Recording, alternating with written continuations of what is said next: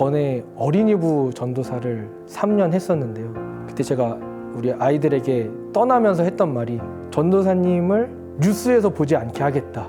다큐멘터리나 아니면 기독교 방송에서 볼 수 있는 너희들이 신앙적으로 모범이 된다라고 생각하는 목사가 되겠다라고 이야기하면서 우리 아이들과 인사했던 기억이 있습니다. 다른 사람이 보기에 또 비기독교인들이 보기에도 떳떳한 목회자. 아, 교회란 일에 이렇게 해야 되는구나.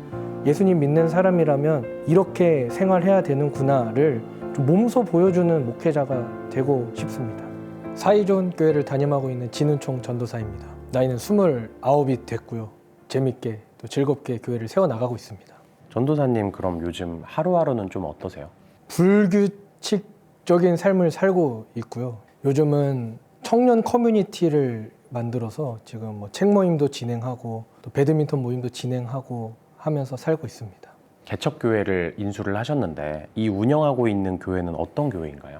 사이좋은 교회는 12년 정도 된 교회이고요. 이제 전에 목사님이 한 10년 6개월 정도 교회를 이끌어 가셨고 그 다음 6개월 비어 있다가 제가 교회를 이어받아서 지금 교회를 세워나가고 있습니다. 신앙의 길을 걷게 되신 계기가 따로 있으실까요? 기억이 나지 않을 어렸을 때부터 꿈이 목사였었는데요. 꿈을 꾸고 가다가 초등학교 때 이제 울지마 톤즈라는 영화를 보고 이제 이태석 신부님을 보면서 아, 나도 선교사가 돼야겠다라는 이제 막연한 꿈을 갖고 공부를 했습니다. 그런데 이제 고등학교 때 보니까 우리나라에 정말 많은 일들이 일어났고 또 교회가 그 역할을 감당하지 못하고 있다라고 조금 생각이 들어서 아, 해외 선교보다는 우리나라에 올바른 교회를 세워 나가는 것도 좋은 일이고 또 하나님께서 원하시는 일이겠구나 생각해서 신학의 길을 걷게 됐습니다. 그럼 거의 어릴 때부터 목회자의 길을 걷겠다라고 확정을 하고 온 거나 다름없네요. 예. 말씀하신 것 중에 우리나라에 많은 일들이 있었다라고 하셨는데 대충 어떤 일들일까요? 중학생 때는 좀 지역 갈라치기가 엄청 심했었고 고등학교 때는 그 막 서현역 사건부터 해서 이제 성별 갈라치기도 엄청 심했고 성소수자 페스티벌 그때 서울에서 주최를 했는데 거기서 이제 막 반대 시위하고 또 부처님 오신 날에 교회들이 모여가지고 이제 절에 가가지고 반대 시위하는 그런 모습을 보면서 과연 이게 교회의 올바른 역할인가를 많이 고민했었던 것 같습니다. 내가 생각하는 교회는 이렇게 분열하고 누군가를 미워하는 교회보다 사랑으로 품는 교회가 돼야 하는데 과연 그 교회들이 역할을 제대로 하고 있는지에 대해서 의문이 들었고 지금 교회들이 그렇게 하지 못하고 있다면 내가 해보자라고 생각하고 신학의 길을 걷게 됐습니다. 목사가 된다고 주변에게 알렸을 때 가족분들이나 주변 반응은 좀 어땠어요? 목사가 당연히 되는 거를 주변에서는 이제 좀 받아들여지고 있었고 또 오히려 아버지는 목회 말고 다른 걸로 빠질까 봐 걱정도 많이 하셨습니다. 제가 어렸을 때부터 목회한다 했는데 다른 길도 해보고 싶었지만 주변에서는 오히려 목회 집중하는 게 낫지 않겠냐라는 이야기를 많이 하실 만큼 그냥 당연히 목회자의 길을 이제 주변에서 생각하고 계셨습니다. 아버님께서 목회자가 되는 걸 뭔가 당연시 생각하셨다고 했는데 아버님도 그럼 목회자이신가요? 아버지는 목회하고 싶어 하셨지만 할아버지가 반대하셨고 근데 아버지는 이제 제가 목회의 길을 걷겠다고 계속 하는데 이제 다른 걸 계속 하려고 하니까 오히려 그럼 다른 길로 빠지는 거 아닌가 걱정을 좀 많이 하셨습니다. 어린 시절에 은총님은 어떤 환경에서 좀 자라오셨어요? 유복한 환경에서 자랐다라고 이야기해도 될 만큼 그렇게 살면서 큰 어려움이 없었고요. 제가 여동생이 둘이 있는데 사이좋게 지내고 지금도 맨날 팔짱 끼고 다니거든요. 그래서 참 즐겁고 행복한 가정 속에서 자랐다라고 이야기할 수 있을 것 같습니다. 현실 남매는 아니네요. 그러니까 어렸을 때부터 제가 이제 목회를 한다는 이야기를 부모님이 아시니까 그러니까 저한테는 너가 굶어 죽지 않기 위해서는 동생들한테 잘해야 된다. 가스라이팅 아니면 가스라이팅을 하셔가지고 저는 항상 동생들한테 잘해줬고 동생들은 이제 부모님이 항상 너 오빠까지 먹여 살려야 되니까 공부 열심히 해야 된다 해서 동생들은 공부를 막 열심히 하고 그래서 조금 지금 사이가 많이 좋은 것 같습니다. 그럼 어린 시절에 은총님은 어떤 사람이었어요? 틀에 갇히지 않았다라고 이야기할 수 있을 것 같습니다. 일단 뭔가를 말을 듣는 걸 별로 안 좋아했고요. 지는 걸 엄청 싫어해가지고 항상 이길 때까지 끝까지 하는 그런 성격이었습니다. 그래서 지금 돌이켜보면 참 부모님이 힘들었겠구나. 그래서 퍼즐을 엄청 많이 사주셨고 퍼즐은 끝까지 가면 무조건 제가 이기니까 그래서 뭐 대결하지 않는 것들을 어렸을 때 정말 많이 했던 기억이 있고요. 또 정해진 길을 항상 가지 않으려고 하는 편이라서 그 길은 내 길이 아니구나. 그 길을 걸을 거면 똑같은 사람처럼 살 거면 난 그렇게 살지 않겠다라고 생각을 자주 했어가지고 지금 돌이켜보면 부모님이 정말 힘드셨겠구나 생각이 듭니다.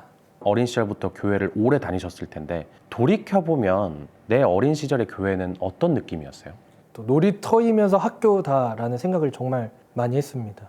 어린 학생이 위에 형 누나들이 어떻게 노는지를 보는 것만 해도 재밌더라고요. 그래서 막 그때 이제 PC방 형들이 다니기 시작하면 저도 이제 기웃기웃 몰래 가고 아니면 형들 막 축구하면 축구 따라가고 했던 기억이 있을 만큼 참 즐겁고 재밌었던 곳이 교회였던 것 같습니다.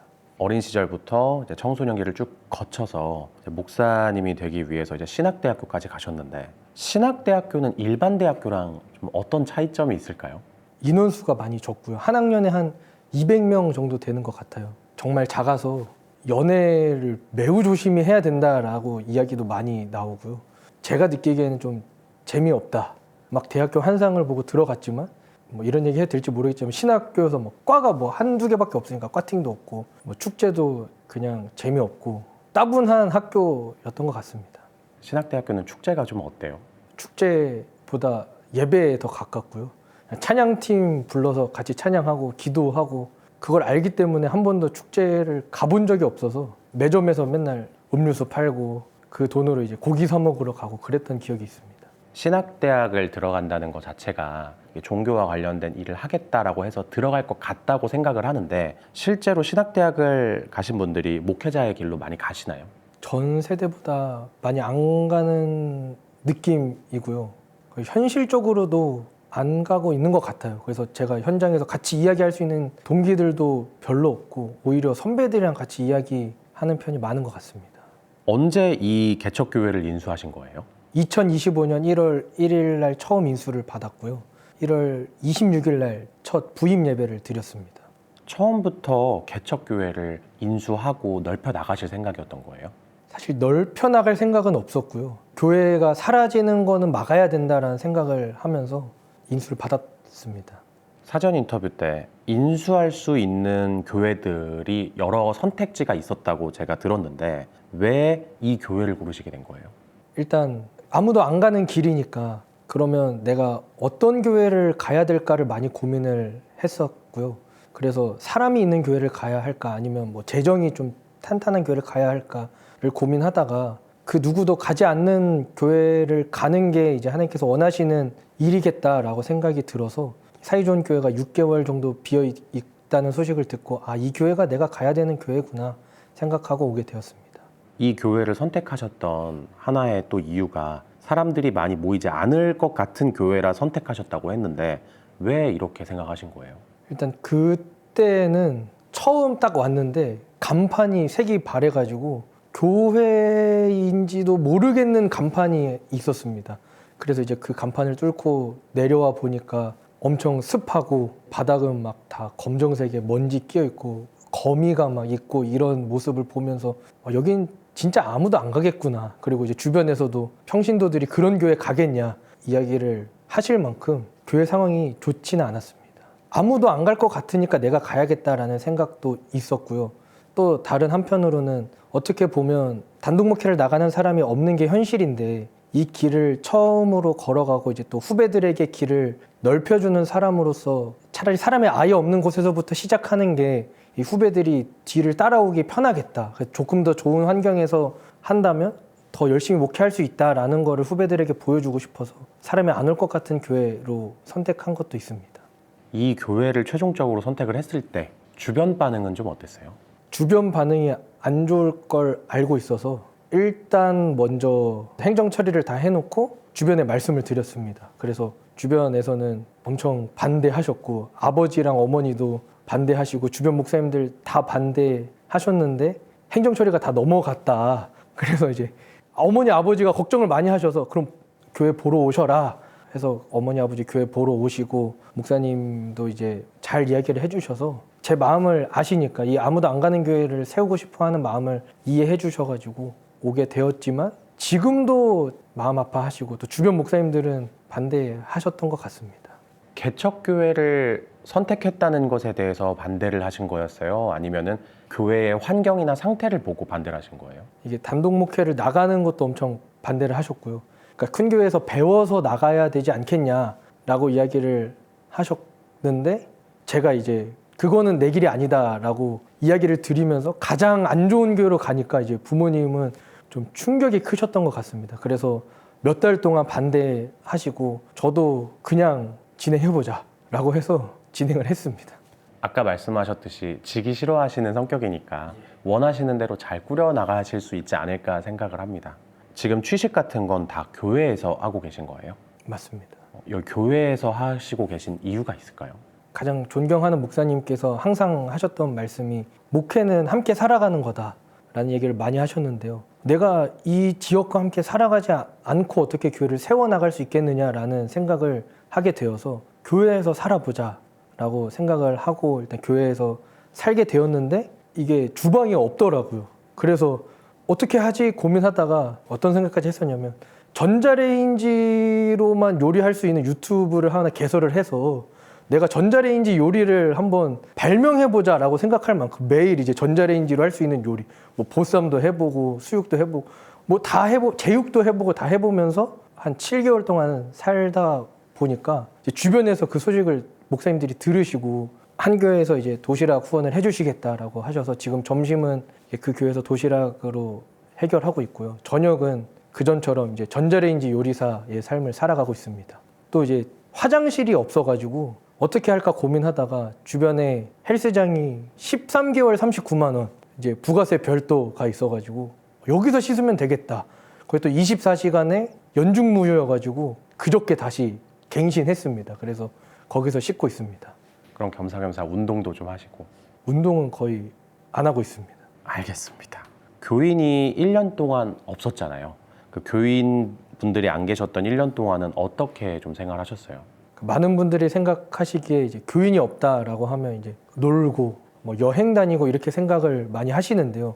저는 1년 동안 저희 교회 주제가 기초를 쌓다였습니다. 그래서 예배에 대해서도 많이 고민을 해보고 부서를 또 제가 다 세분화해서 나눠놓고 부서장이 없으니까 제가 한 8개 부서장을 지금 직임하고 있는데요.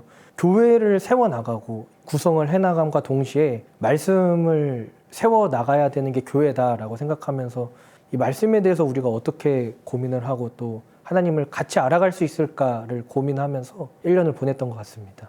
그걸 1년간 혼자 하신 거잖아요. 맞습니다. 넓은 공간에서 이제 혼자 기도를 드렸을 텐데 기도를 드리면 분위기가 좀 어때요? 진짜 솔직히 이야기 말씀드리자면 여름에 너무 더웠고요. 겨울엔 너무 추워서 뭐 무섭다라는 생각을 안 해본 것 같아요. 그냥 이렇게 기도하다가는 얼어 죽겠는데? 이런 생각들. 아니면 1년 동안 혼자 기도하다 보면 환청도 들립니다. 이게 딸랑딸랑 하는 소리가 들린 것 같기도 하고 아니면 누가 왔나라는 막 생각도 하면서 1년 동안 기도했던 것 같습니다. 혼자 기도를 드린다고 하시면 혹시 혼자서 설교도 하시고 찬양도 하시는 건가요? 혼자 기타 치면서 찬양하고 이제 대표 기도는 항상 저였고요. 설교하고 이제 봉헌 기도도 제가 하고 주기도문 하면서 예배를 항상 마쳤고요. 그걸 항상 유튜브로 촬영을 해서 라이브 송출을 했었습니다. 그것을 1년 동안 반복했었고 그걸 보고 이제 교인분이 이 교회는 뭘 해도 되겠구나. 이게 1년 동안 혼자 예배드리는 모습 보시면서 궁금하다라고 이야기하시면서 오셨습니다. 그게 이제 지금의 한 명의 교인분이신 거군요. 맞습니다. 릴스를 찍으셔서 대박이 났잖아요. 이 릴스를 찍을 생각을 어떻게 하신 거예요? 다음 세대 전도란 무엇일까를 정말 많이 고민을 했었고요. 저도 동생이 2명이 있어가지고 조금 연령대에 따라서 많이 이야기를 나눌 수 있었습니다. 그래서 제가 내린 결론은 다음 세대는 납득하지 않으면 움직이지 않는 세대다라는 이야기를 제가 많이 합니다. 옛날에는 교회에서 순종해야 해. 우리 세대도 이랬으니까 너희 세대도 당연히 그런 일을 해야 해 라고 이야기를 하면 그것에 맞춰서 움직이는 세대였다면 지금 우리가 걸어가고 있는 세대는 왜 그래야 하지를 사실 설명을 해주고 납득시켜줘야 되는 세대라고 저는 생각을 하고요. 그래서 어떻게 다음 세대에게 전도할 수 있을까를 고민하였을 때 우리 교회의 가치관을 이제 공개하고 다음 세대를 납득시키자라는 생각을 했었습니다. 그래서 그거에 가장 맞는 게 무엇일까? 이 가치관을 설명함과 동시에 다음 세대들이 받아들이기 쉬운 매체가 무엇이었을까를 고민하였고 그것이 SNS구나. 그리고 또 릴스가 그 역할을 할 수 있겠구나라고 생각을 하고 이 릴스를 촬영했던 기억이 있습니다. 전도사님 같은 경우는 월세나 생활비 같은 건 어떻게 유지하고 계세요? 섬겼던 교회들에서 많이 도와주고 계시고요. 어렸을 때부터 자랐던 교회, 제가 전에 전도사로 섬겼던 교회랑 저를 가르쳐 주셨던 이제 은사 목사님 교회 새 교회에서 도와주고 계시고 또 개인 후원자분들도 많이 도와주고 계셔가지고 살고 있습니다. 개척교회를 혼자 운영하시면서 현실적으로 좀 막막했던 적은 없어요? 진짜 막막했던 적이 한 번 있었는데요. 저희 교회 이제 영화관을 만들어 보자 하고 135인치 스크린을 다는데 이게 양쪽에서 들어서 걸어야 되는데 제가 혼자니까 한쪽을 걸면 반대쪽 걸러가면 이제 그게 떨어져 있고 다시 반대쪽을 걸면 반대쪽이 다시 떨어져 있고 이거를 이제 그걸 3시간 동안 혼자서 이제 했던 기억이 있습니다. 그게 이제 별거 아닌 것처럼 보이기도 하지만 그때는 와 이게 내가 혼자여서 너무 억울하더라고. 이거 한 명만 더 있었으면 5분이면 하는 거 혼자 3시간 동안 이제 그거를 설치하고 있었던 게 너무 힘들었던 기억이 있습니다. 목회자로서 여러 가지 힘들었고 뭔가 답답했고 이런 말씀을 많이 해주셨는데 이 직군을 그만두고 싶었던 적은 없으세요? 힘들었던 적은 많았는데요. 그만두고 싶다라고 생각했던 적은 없었던 것 같습니다. 충분히 힘듦이 계속 반복되다 보면 버티지 못할 수도 있는데 어떻게 그만두고 싶다는 생각을 안 할 수 있었는지가 좀 궁금해요.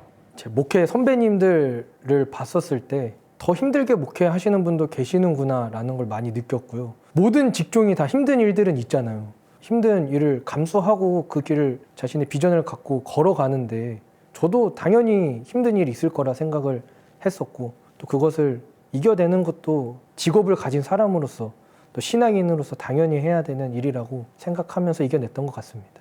교인 한 명인 이 개척교회에서 이 교인 한 명은 어떤 분이에요?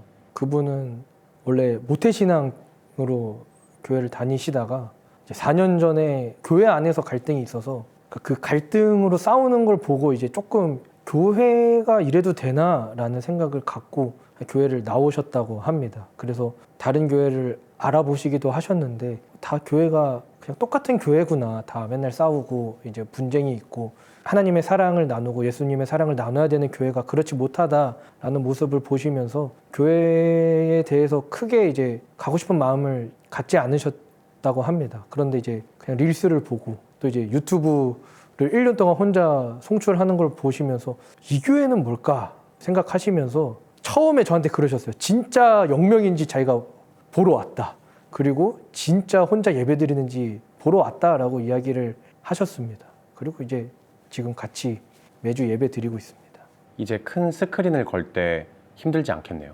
맞습니다. 그리고 그때 인터뷰 후로 감사하게도 지금 2분이 더 오셔가지고 아마 다음 주는 4분, 이제 5명이 되지 않을까 기대하고 있습니다.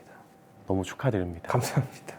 교인이 한 명 딱 생겼던 그 날에 정말 1년 만에 교인이 나타난 거잖아요. 맞습니다. 기분 어떠셨어요? 내 목회가 틀리지 않았구나 라는 거를 하나님께서 이제 사람을 통해서 알려주셨다라고 생각을 합니다. 1년 동안 혼자 예배드리고 혼자 이제 목회 길을 걸어가고 있었을 때 주변에서는 다 이길 수 없으면 합류해라 라는 이야기를 정말 많이 하셨거든요. 그래서 너가 안 되는 이유, 작은 교회여서 안 되는 이유가 분명히 있는데 그러면 큰 교회에 합류해야 한다라는 이야기를 많이 하셨고 또 그거를 들으면서도 많이 혼란되기도 했었는데요. 이렇게 하나님께서 사람을 보내주시면서 내가 생각하는 목회와 이 신앙은 틀리지 않았구나라는 것을 보여주신 것 같아서 기쁘기도 했고 또 뿌듯하기도 했습니다. 개척교회를 시작하기 전과 후로 본인에게 좀 달라진 점이 있다고 느끼시나요? 일단 교회 담임이자 제가 이제 교회 얼굴이라고도 생각을 합니다. 그래서 교회를 담임하고 있는 사람으로서 부끄러운 일은 하지 말자라는 생각을 정말 많이 하고 있고요. 저희 교회는 입교를 하면 이제 패를 드립니다. 입교패를 드리면서 제가 항상 드리는 말씀이 이 입교패를 가장 자랑스럽게 집에 두실 수 있도록 자랑스러운 교회를 만들겠다라는 우리의 다짐이다 라고 이야기하면서 자랑스러운 교회, 부끄럽지 않고 떳떳한 교회를 만들어 가고자 노력하고 있는 것 같습니다. 은총님이 꿈꾸고 계시는 교회는 어떤 교회에 가까울까요? 제가 이상적으로 생각하는 교회는 사자와 양이 함께 노는 교회라는 표현을 정말 많이 쓰는데요. 어쩔 수 없이 교회는 이제 누군가의 주류가 되고 비주류인 사람이 있을 수밖에 없는 구조인데, 주류인 사람이 힘이 있다고 비주류인 사람을 억압하는 것이 아니라 오히려 힘이 있는 사람이 이제 다른 사람을 섬기는 교회를 꿈꾸고 있습니다. 제가 최근에는 우리 성도님들에게 이런 표현을 많이 했었는데요. 우리 두쫑쿠 만들기 프로젝트를 해보자. 우리 교회가 청년교회니까 어르신들을 모셔서 만두 모양 두쫑쿠 만들게 하면 이 세대를 아우를 수 있지 않을까라는 이야기를 자주 할 만큼 그렇게 함께 어우러지고 이제 서로가 서로를 인정해주고 공감해주는 교회 꿈꾸고 있습니다. 제 지극히 개인적인 생각이지만 교회를 정말 많이 다니시는 분들이 계신 반면 교회에 대해서 부정적인 인식을 갖고 계신 분도 생각보다 많은 것 같다고 느껴져요. 이분들이 갖고 있는 오해나 편견이 있다면 그에 대해서 좀 말씀해 주실 수 있을까요?